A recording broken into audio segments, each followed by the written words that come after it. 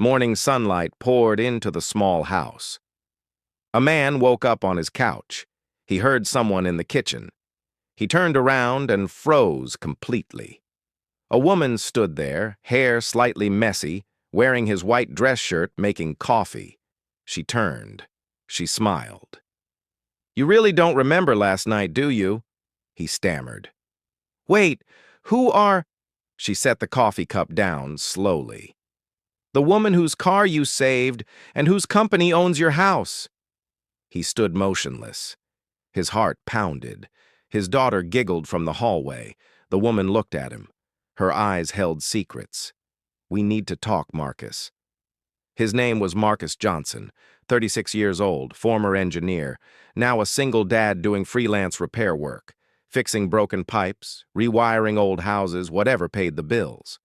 His daughter Zoe was 7, bright eyes, brown skin like her father's, quick smile.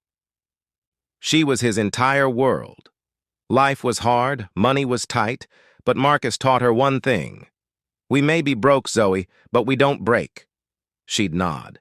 She understood more than most kids her age. One night, a storm hit. Rain hammered the streets, thunder cracked the sky, and Marcus was driving home from a late job. His truck struggled through the flooding roads. Then he saw it. A luxury car wrapped around a tree, smoke rising from the hood, headlights flickering. He pulled over, ran through the rain. Inside the car was a woman. Black suit, white shirt, expensive watch. Her face was pale, drained of color. The seatbelt had her trapped. She looked at him, eyes wide with fear. "Help, please!" Marcus didn't think. He smashed the window, cut the belt, pulled her out just as the engine sparked. Seconds later, flames erupted. The woman collapsed against him, shaking violently. "Thank you, I'm sorry. I can't breathe." Her breathing was shallow, panicked. The hospital was miles away. The storm had flooded half the roads. He made a decision. "My house is close. We need to get you warm." She nodded weakly. He drove fast, careful. His small house appeared through the rain. Inside, he laid her on his bed, the only real bed in the house. He covered her with blankets, checked her breathing. She was unconscious but stable. Marcus grabbed a pillow, went to the couch. That would be his bed tonight. Around midnight, Zoe woke up.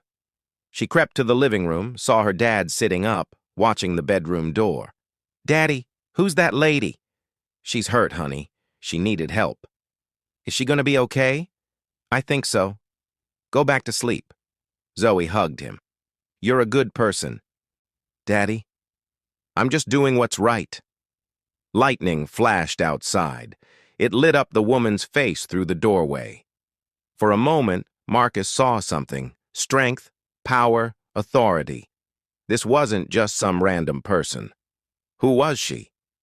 Morning came slowly. The storm died down. Marcus made coffee, checked on the woman. She was still asleep.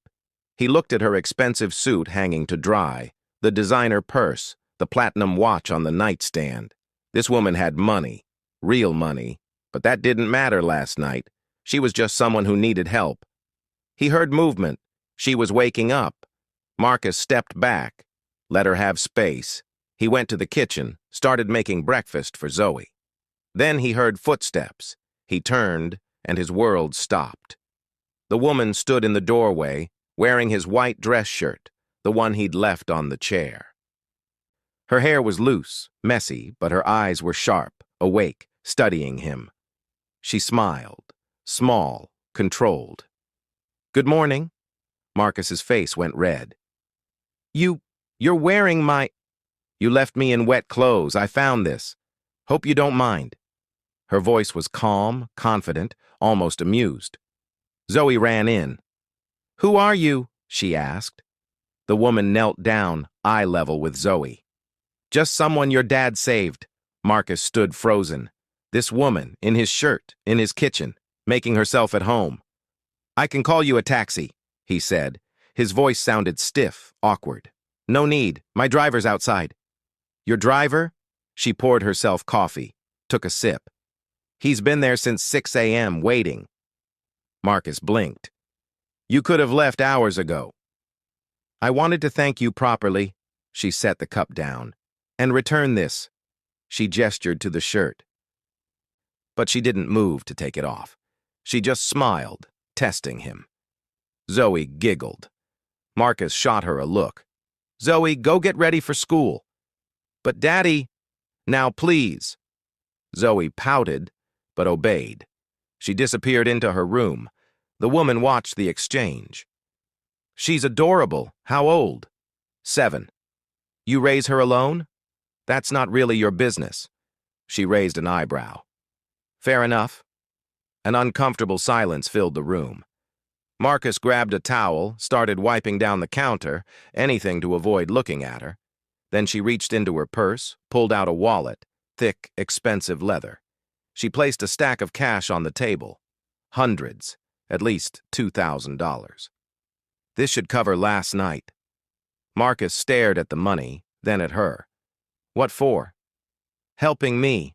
For the bed, the clothes, everything. His jaw tightened. I didn't do it for money. She shrugged. Then consider it for laundry service.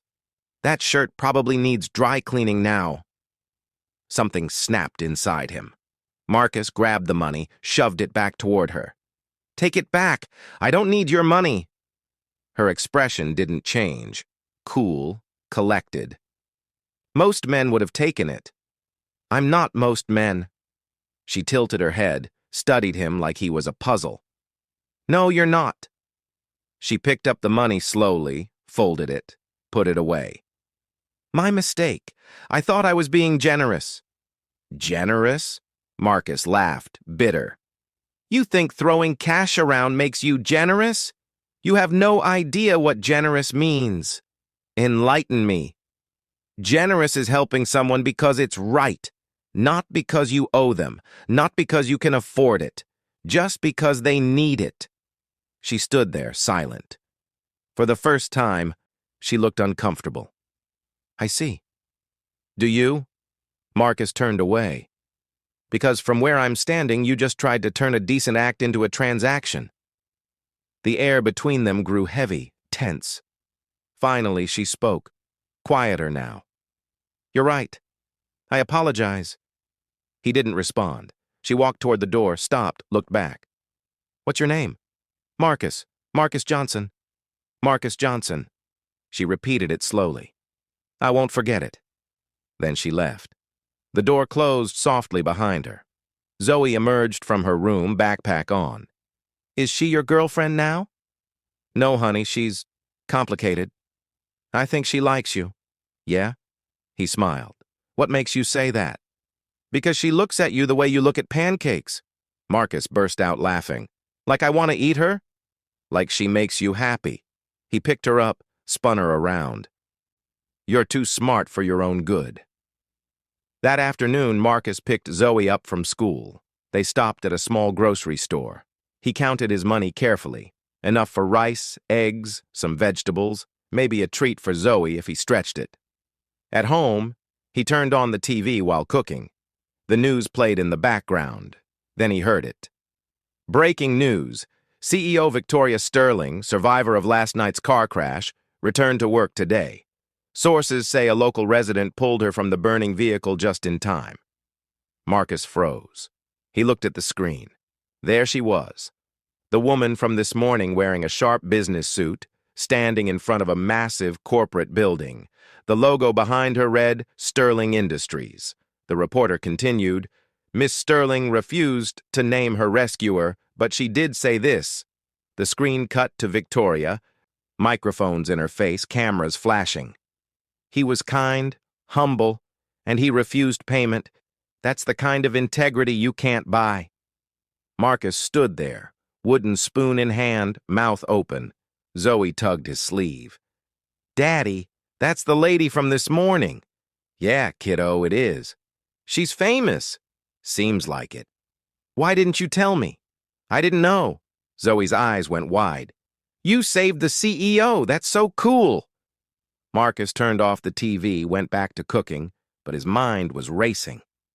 Victoria Sterling, one of the richest women in the state. known for buying out companies, building empires, crushing competitors.